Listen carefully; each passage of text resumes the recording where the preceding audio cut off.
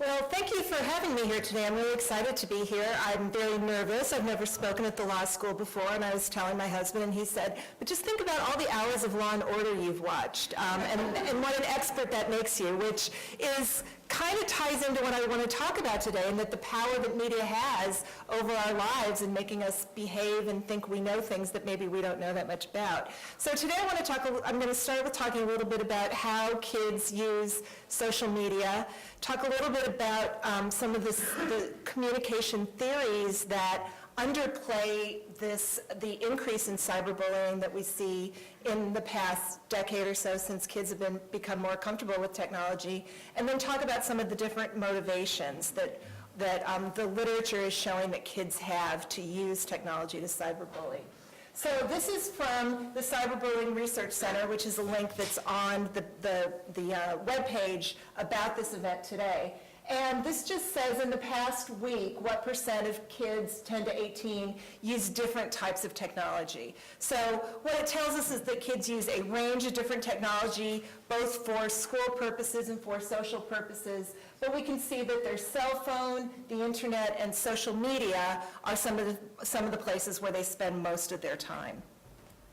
And a study by the Pew Center for Internet and Society recently reported that 73% of adolescents 12 to 17 use social networking sites on a fairly regular basis. And with social networking sites, several different types of concerns and problems have arisen. Privacy of information, or kids sharing too much information that perhaps parents don't want shared. How does what their friends and peers do online influence what they do? Could that lead to risk behaviors? Cyberbullying, which we'll talk about today, and sexual victimization. And what this comes down to, the central theme of all these, is the appropriateness of messages. And how are they learning how to communicate on new technology? And of course, that's where the media plays a pretty important role. If we look at the definition of bullying, which I wanted to look at just to make sure that I had it right in my head, it's aggression, intention, repetition, and an imbalance of power between the aggressor and the victim. And bullying is used to secure resources such as social status and peer adoration. So there is a motive to bully other than, I have nothing else to do and I want to throw my weight around. And what happens then with the internet, well, when we think of traditional bullying, we think of the schoolyard bully, which I think is the phrase that kind of is in our lexicon of what we think of when we describe bullying. So when kids go out to play and then they're on the playground and the bullying occurs. But now that the internet is widely available to kids, and Brianna was saying that kids younger and younger now are starting to use the internet regularly. There are three things that happen that make cyberbullying easier for kids to do. The access, that kids have access on their cell phones. More kids have cell phones and know how to use them now than ever before, and that age gets younger. So they also have access and are the earliest adopters to new things that come up on the internet. So it's challenging to keep track of exactly what they're doing. The idea of anonymity, that the internet would allow you, if you choose to interact with someone or post things about someone on an anonymous basis.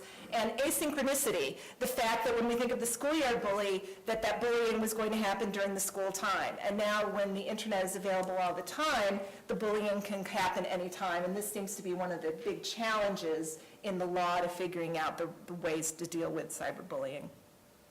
So I found some quotes of examples of cyberbullying. A 15-year-old girl said, "Some girl in my class emailed me calling me a freak and a loser." A 16-year-old girl who was actually the bullier said, "I signed her," talking about another girl, "up for a bunch of dating services and used my cell phone to take a picture of her in class and post it to the web." A 17-year-old boy says, "I was brought out for being a bisexual and made fun of, being told I'm against God's will and I'm going to hell."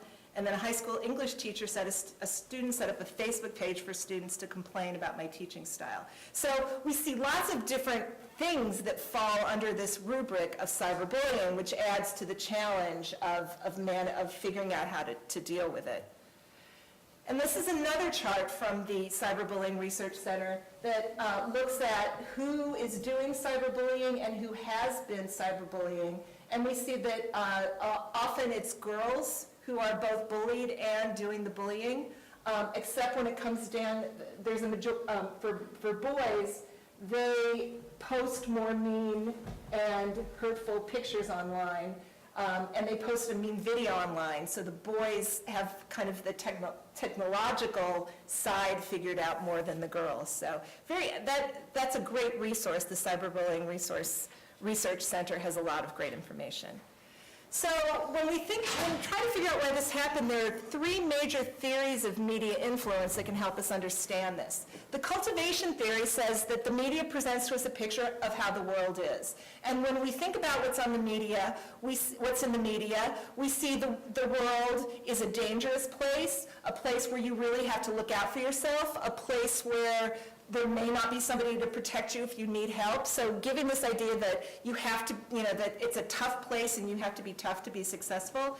We also see examples of relationships of kids with their parents. We were talking about this at the beginning, where kids can kind of mouth off to their parents. In a comedy, when we're watching it at home in our PJs, it's very funny, but it's also showing to kids an appropriate way of interaction, which may not be what other people in society see as appropriate.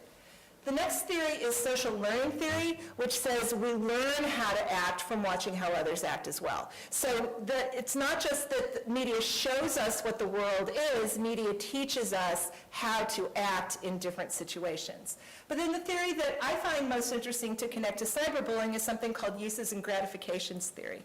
And what this theory says is that individual differences lead to people's different media consumption choices. This is one of those big theoretical does. You and I are different, so because we have different lives and different wants and needs and likes, we're going to use different media.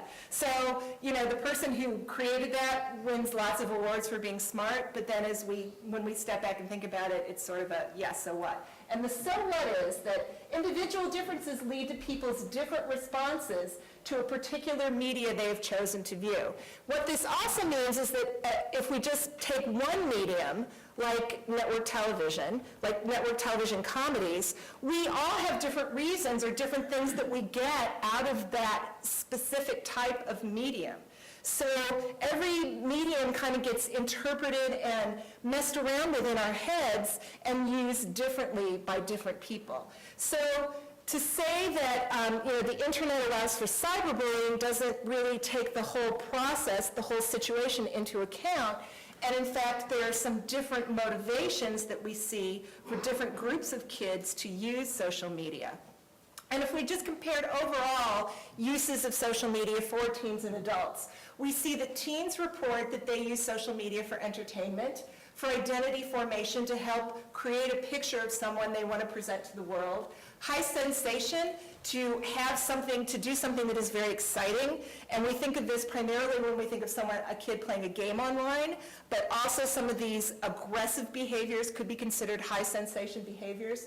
Coping to try to make sense of what's going on day to day and find their place in the world, and youth culture identification, the idea that if you are cool and you're 14, you're going to be using this type of social media.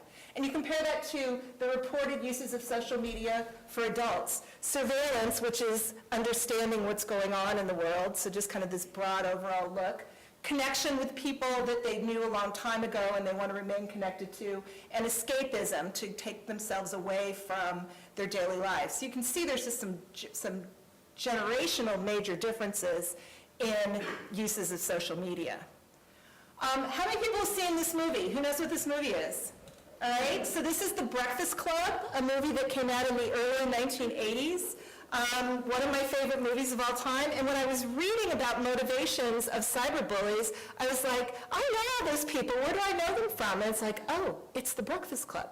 Because Breakfast Club is a movie about 5 teens who have to go in for Saturday detention. There are 5 teens that would not have, who rarely interact with each other on a day-to-day basis in their high school. And they are described in the movie from left to right as the criminal, the athlete, the basket case, the princess, and the brain. And what I want to suggest to you right now is that if this movie happened 30 years in the future, 4 of these would be cyberbullies and 1 wouldn't. So I'll let you just kind of guess which one wouldn't be the cyberbully, and you can see if you're right. So what the literature is saying is there are 4 categories of cyberbullies. And the first one, which came up, is in the Breakfast Club, which kind of set the standard of these 5 stereotypical groups of teens. The princess or the mean girl, referring to another movie. You can call her the Heathers, you can call her whatever you want. But I put the S on there because the motivation that when the mean girl is a cyberbully, she requires an audience. So she does it with a group of other girls, and they do it for entertainment because it's fun, and also this high sensation in that they are gathering together and doing something kind of, outside of what their individual comfort zones, but being together as a group gives them this power to go cyberbully other girls in general. So that's the first group, the mean girls. The second group, which would have been the brain in the Breakfast Club, is titled Revenge of the Nerds. And if you remember that chart I showed you earlier, that there are some boys that are more active in putting up pictures or videos. These are boys who could be often bullied in real life, but they are masters at using the technology, so they can easily do things like create that avatar you were talking about and put it up.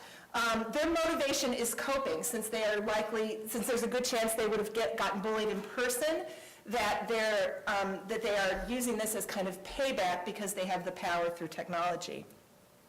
The next is, it was interesting that this is called the basket case, because she's kind of evolved into this sort of goth persona and into a category that the research calls the vengeful angel. She sees herself as righting a wrong, and when she sees one group, like the mean girls bullying somebody, she would go bully those girls as revenge. So she sees herself as righting a wrong, and so her motivation is identity formation, that she sees her role in this high school or junior high school environment as stopping bad things happening to other people.